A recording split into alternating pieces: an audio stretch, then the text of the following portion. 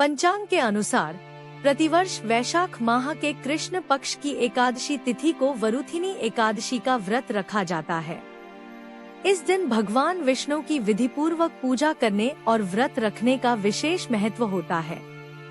भविष्य पुराण के अनुसार इस व्रत को रखने से पद प्रतिष्ठा की प्राप्ति होती है। इसके साथ ही सभी पापों का नाश मिल सकता है। इस व्रत को पूरी श्रद्धा के साथ रखने से सांसारिक दुखों से मुक्त होकर सत्य सुख को प्राप्त होता है। यदि आप वरुथिनी एकादशी का व्रत कर रहे हैं तो पूजा के दौरान मंत्रों और चालीसा का पाठ करने के बाद व्रत कथा का पाठ अवश्य करना चाहिए।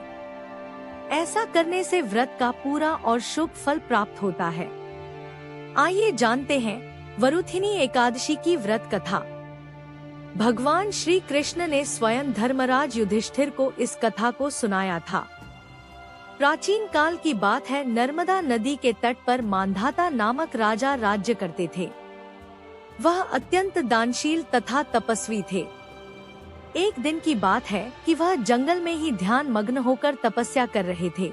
तभी अचानक से वहां पर एक जंगली भालू आ गया और तपस्या में लीन राजा का पैर चबाने लगा।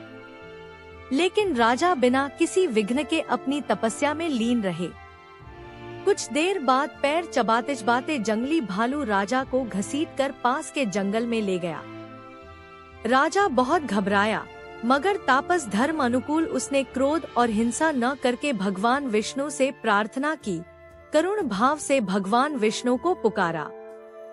उसकी पुकार सुनकर भगवान श्रीहरि विष्णु प्रकट हुए और उन्होंने चक्र से भालू को मार डाला।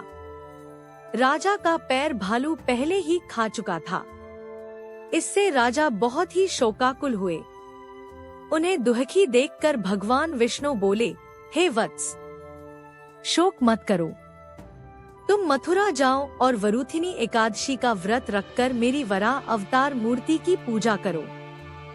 उसके प्रभाव से पुनः सुदृढ़ अंगों वाले हो जाओगे।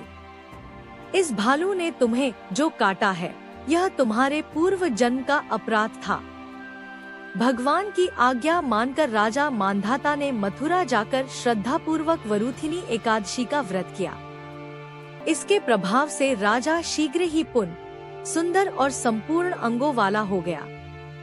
इसी एकादशी के प्रभाव से राजा मांधाता स्वर्ग गए थे। जो भी व्यक्ति भय से पीड़ित है, उसे वरुथिनी एकादशी का व्रत रखकर भगवान विष्णु का स्मरण करना चाहिए। इस व्रत को करने से समस्त पापों का नाश होकर मोक्ष मिलता है।